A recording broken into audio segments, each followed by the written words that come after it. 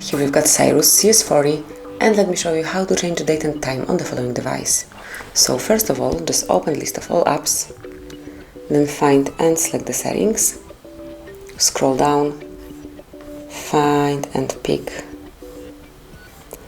date and time, and now you can either use automatic date and time, and it can be network provided or GPS provided time, or you can turn off automatic setup, and now you can set date and time manually by yourself. So from now on it's up to you what date and time it currently is. Then you can also switch off automatic time zone. To do it, just mark the switcher, deactivate it, and now you will be able to select time zone from the following list. As you can see, you can pick whatever you want to, and that's it.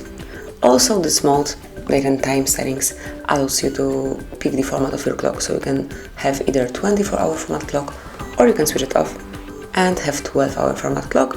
Then you can also pick the preferred date format. Just pick the one that you would like to apply. It can be, for example, this one. And that's it. This is how you can set the date and time in your CYRUS CS40. Whenever you would like to go back to automatic setup, just click on all those switchers and here pick network or GPS provided time. And this is it. That would be all. This is how you can set date and time in your device. Thank you for watching.